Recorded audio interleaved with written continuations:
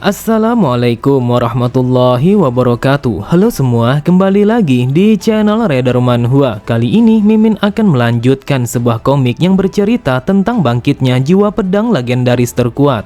Dan apabila kalian masih bingung dengan alur ceritanya, kalian bisa cek deskripsi atau langsung saja menuju playlist yang ada di halaman channel ini untuk memulainya dari part 1. Tanpa basa-basi lebih jauh, mari kita masuk di part 83. Cerita dimulai. Terlihat pria bermata emas itu telah memancarkan sebuah kekuatan yang sangatlah luar biasa, sehingga siapapun yang melihatnya akan merasakan terintimidasi. Namun orang itu begitu heran saat mendengar Wonwi yang berkata, "Mengapa kau memberikan sebuah ancaman kepadaku, sedangkan aku adalah seseorang yang telah membantumu untuk melepaskan bola besi itu?" Tepat di sampingnya dengan wajah yang begitu gugup, Sodam berkata, "Dasar bodoh, mengapa kau mencoba untuk memancing amarahnya? Bukankah kau sudah melihat kalau dia adalah seorang monster yang mungkin saja tidak akan bisa untuk kau kalahkan?" Wonwi berkata, "Aku yakin saat ini kalau dia sama sekali tidak ada niatan untuk membunuhku. Lagi pula, jika dia memang berniat ingin membunuhku, maka sudah pasti kalau dia akan melakukannya sejak dari awal karena dia memiliki sebuah kekuatan yang sangatlah luar biasa." Seketika itu juga orang itu langsung tertawa terbahak-bahak sampai-sampai suaranya telah bergema di dalam goa itu. Lalu ia berkata, "Dasar sialan, kau adalah seorang anak yang sangat menarik. Omong kosong macam apa yang kau bicarakan? Kau mengatakan kalau kau yang telah membantuku, sedangkan kau hanya bergerak dengan sesuai yang aku mau. Tetapi setidaknya aku baru bisa menganggapmu kalau kau sudah membantuku jika kau yang melepaskan sebuah jimat yang berada di topeng besi ini. Jadi katakan kepadaku, apakah dirimu yang melepaskan jimat itu?" Mendengar itu, Wonwi bergumam, "Ternyata sejak dari awal dia memang berniat untuk menarik pergerakanku agar aku memotong salah satu dari tangannya. Tetapi jika dia bertanya tentang sebuah jimat, maka aku sama sekali tidak pernah melihatnya." Kemudian orang itu kembali berkata, "Karena kau tidak menjawabnya, maka aku menyimpulkan kalau kau tidak mengetahuinya. Tetapi aku akan berbaik hati dan menganggap kalau dirimu yang telah melepaskanku. Jadi pinjamkan pedang itu sekarang juga karena aku ingin memotong rantai ini. Lagi pula untuk apa kau merasa ragu sedangkan aku memintanya dengan cara baik-baik?" Namun Wonwi tidak ingin menyerahkan bilah pedangnya kepada orang itu secara langsung karena dia tidak ingin mengambil sebuah resiko yang sangat berbahaya seperti itu. Lalu Wonwi berkata, "Kau harus berjanji kalau kita bukanlah musuh dan tidak ada sebuah alasan untuk bertarung satu sama lain." Setelah menarik nafas panjangnya, orang itu berkata, "Apakah yang kau maksud kalau aku tidak boleh menyakitimu? Asal kau tahu aku bukanlah seseorang yang tidak memiliki harga diri. Jadi pinjamkan pedang itu sekarang juga dan aku akan berjanji kepadamu kalau aku tidak akan menyakitimu." Mendengar ucapannya, Wonwi pun langsung melemparkan bilah pedangnya kepada orang itu. Secara alami, Wonwi menyadari hanya dengan melihat cengkramannya saja pada pedang itu telah memberitahunya kalau dia adalah seorang pendekar pedang yang sangat terampil. Tanpa pikir panjang sedikit pun, orang itu langsung menebaskan bilah pedangnya untuk memotong semua rantai yang mengikatnya hanya dengan sebuah tebasan yang begitu lembut. Bahkan saking hebatnya orang itu menggunakan sebuah pedang, sampai-sampai ia mampu memotong semua rantai itu tanpa adanya percikan api. Di saat itu, Wonwi hanya bisa terdiam. Ia bergumam, "Aku sama sekali tidak menyangka kalau dia bisa memutus rantai itu dengan begitu mudah." Kelembutan di dalam gerakannya begitu mulus tanpa adanya ketegangan sedikit pun untuk mengayunkan pedang itu. Aku yakin kalau dia adalah seorang seniman berpedang yang sangat hebat. Jika dia bukanlah seseorang yang bertarung melawan Master Hojangdai, maka siapa dia sebenarnya? Kemudian setelah berhasil memotong semua rantai yang telah mengekangnya, orang itu langsung melemparkan pandangannya kepada pedang Wonwi. Lalu ia pun mengatakan kalau pedang itu lumayan bagus untuk digunakan. Akan tetapi ia langsung terdiam yang seakan-akan kalau dia telah menyadari akan sesuatu yang berada di dalam pedang itu. Lalu ia pun langsung mengembalikan pedang itu kepada Wonwi sembari mengatakan kalau janji adalah janji yang harus ia tepati. Setelah kembali kepada Wonwi, Iron berkata, "Wonwi, ketika aku bersamanya, aku pun merasakan firasat buruk terhadapnya." Mendengar itu, Wonwi berkata, "Aku juga telah merasakan karena bisa saja dia merubah pikirannya dan langsung menyerangku. Jadi yang harus kita lakukan adalah bersiap-siap untuk memulai pertarungan." Namun karena Wonwi merasakan kalau mata kirinya terasa sakit, ia pun langsung menutup kedua matanya untuk meringankan rasa sakitnya. Akan tetapi Wonwi sangatlah terkejut ketika menyadari kalau orang itu telah berdiri tepat di hadapannya hanya dalam sekejap mata. Lalu orang itu berkata, "Yang aku perhatikan kalau kau adalah seorang anak yang cukup hebat. Oleh sebab itu dengan kemampuan yang seperti ini sudah pasti kalau kau cukup terkenal pada dataran Murim." Ketika Wonwi ingin menghindari orang itu dengan membuat jarak di antara mereka berdua dengan sangat kuat, orang itu langsung menghentikan pergerakannya dengan menahan bahu kanannya. Wonwi berkata, "Bukankah kau sudah berjanji untuk tidak menyakitiku?" Di saat itu Wonwi merasakan kalau kekuatan orang itu sangatlah luar biasa, sampai-sampai ia sama sekali tidak bisa melepaskannya meskipun orang itu menahannya hanya dengan menggunakan satu tangan. Kemudian orang itu langsung mengendus Wonwi yang seakan-akan kalau dia telah mencium sesuatu. Ia berkata, "Kau adalah seseorang yang sangat menarik. Katakan kepadaku, apakah kau pernah menjalani sebuah pembedahan tubuh secara hidup-hidup untuk tubuh yang disempurnakan dengan emas? Atau sesuatu yang disebut sebagai cahaya emas? Jadi katakan kepadaku hubungan apa yang kau miliki dengan pria itu?" Mendengar itu, Wonwi berpikir, dia telah mengatakan sesuatu yang tidak aku ketahui, dan aku merasa frustasi saat mata kiriku yang sakit seperti ini bagaikan terbakar dari dalam.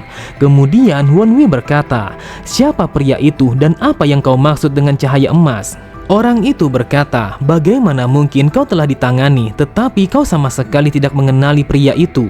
Aku berpikir, sudah pasti orang itu tidak akan mungkin untuk berada di tempat ini. Lalu orang itu kembali bertanya kepada Wonwi, apakah dia telah memasuki sebuah goa yang dipenuhi dengan bebatuan yang bercahaya. Saat mendengar Wonwi yang mengatakan kalau dia baru saja melewati goa itu, ia pun berkata, "Hal ini sangatlah mengesankan. Aku bertanya-tanya bagaimana mungkin kau bisa selamat dari tempat itu. Asal kau tahu, seharusnya kau sudah mati ketika memasuki goa itu." Lalu ia pun meletakkan salah satu dari tangannya tepat di atas dada Wonwi. Ia kembali berkata, "Apakah mungkin kalau kau memiliki sebuah kemampuan yang sama seperti pria itu? Ataukah itu ada hubungannya dengan sebuah energi yang berada di dalam jantungmu ini?" Di saat itu, orang itu telah melihat sesuatu yang sangat berbeda dari jantungnya, yaitu sebuah energi yang mampu memberikan kekuatan kepada Wonwi. Sambil tertawa orang itu berkata, "Tentu saja energi itu telah melindungimu. Inilah sebabnya kau adalah seseorang yang sangat beruntung. Akan tetapi metode itu sama sekali tidak ada gunanya." Setelah mengatakan itu, ia pun langsung memberikan beberapa tekanan kepada Wonwi dengan kecepatan yang sama sekali tidak bisa dihindari. Bahkan saking cepatnya pergerakan orang itu, sampai-sampai Wonwi pun tidak sempat untuk bereaksi. Sambil menahan rasa sakitnya, Wonwi berkata, "Apa yang baru saja kau lakukan? Bukankah kau sudah berjanji kalau kau tidak akan menyakitiku meskipun hanya sedikit?" Dengan santainya orang itu berkata, "Apakah kau berpikir kalau aku menyakitimu? Seharusnya kau berterima kasih kepadaku pada sepanjang hidupmu karena aku sudah menghubungkan aliran energimu. Jadi mulai dari sekarang seharusnya kau tidak memiliki masalah apapun." Seketika itu juga Wonwi merasakan kepalanya begitu pusing, sampai-sampai pandangannya telah menjadi begitu kabur. Bahkan tidak hanya sampai di situ saja, Wonwi pun merasakan kalau asam lambungnya telah naik, sehingga ia pun langsung memuntahkan banyak air yang bercampur dengan darah.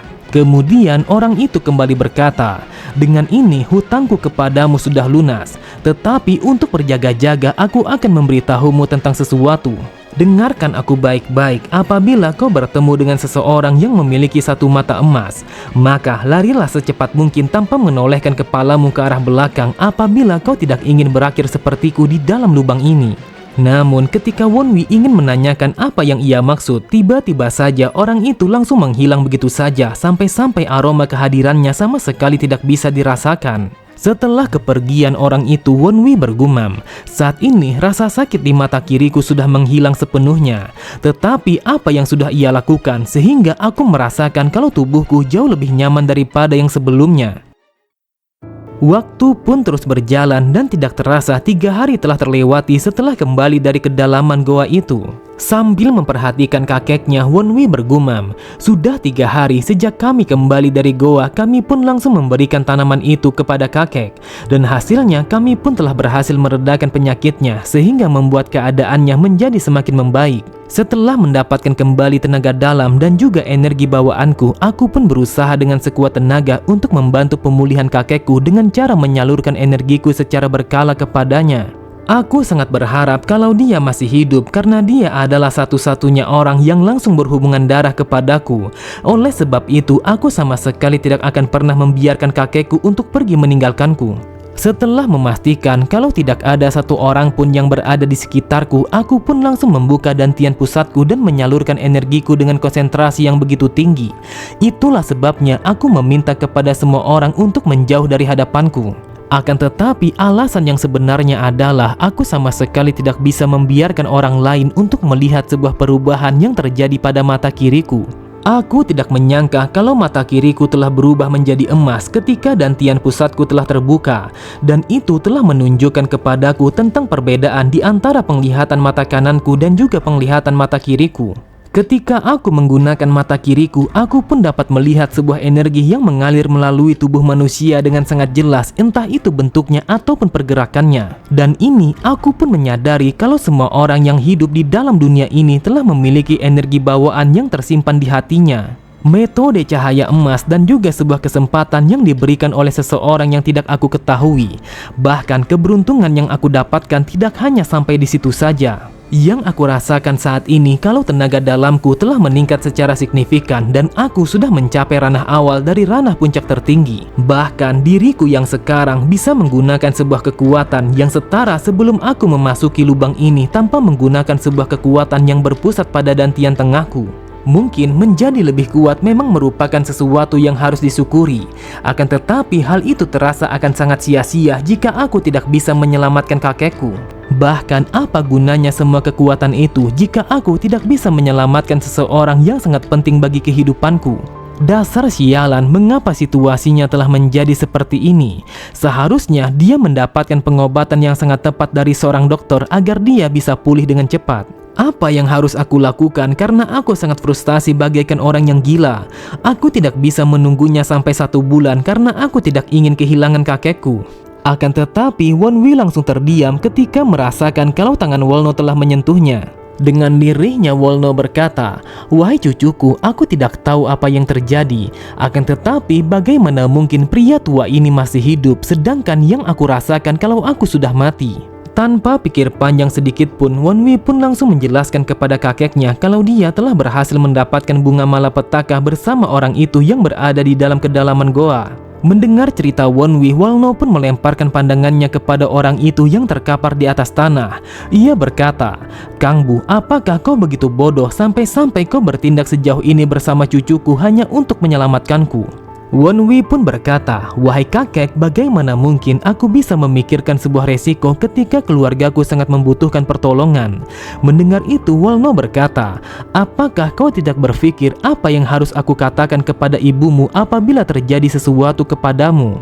Dengan mata yang berbinar, Wonwi berkata, "Kakek, apa yang kau katakan? Bukankah ibuku masih hidup di atas sana? Aku yakin kalau dia akan merasa senang apabila dia bertemu dengan kakek."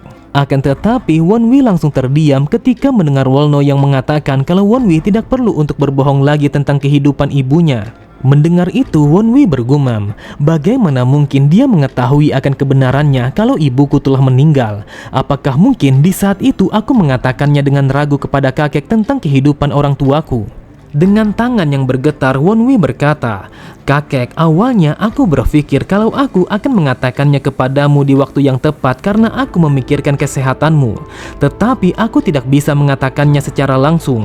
Melihat Wonwi yang merasa bersalah, terlihat Wolno langsung memegang tangan Wonwi untuk menenangkan rasa bersalahnya. Wolno berkata, "Aku sama sekali tidak berniat untuk marah kepadamu. Bagaimana mungkin aku tidak bisa memahami niat baikmu itu untuk meringankan sebuah beban yang dipikul oleh pak tua ini ketika mengetahui anaknya yang telah meninggal. Oleh sebab itu, akulah yang harus minta maaf kepadamu karena ini adalah sebuah kesalahan yang dilakukan oleh pak tua bodoh ini. Aku tidak tahu kehidupan macam apa yang kau jalani selama ini. Aku yakin kalau kau telah melalui begitu banyak kesulitan setelah ibumu yang meninggal. Namun meskipun seperti itu, kau tetap saja memiliki sebuah hati yang hangat sama seperti yang dimiliki oleh ibumu. Andai saja ayah kandungmu telah berada pada posisinya yang saat ini, maka aku sangat yakin kalau kalian sudah pasti sama sekali tidak akan pernah mengalami masa-masa sulit yang seperti ini." Sontak Wonwi sangatlah terkejut. Ia berkata, apa yang kakek maksud dengan posisinya yang saat ini? Apakah mungkin kalau kakek telah mengetahui siapa sebenarnya ayah kandungku? Oke semua, cukup sampai di sini dulu pembahasan alur cerita kita. Sampai jumpa di video selanjutnya. Wassalamualaikum warahmatullahi wabarakatuh.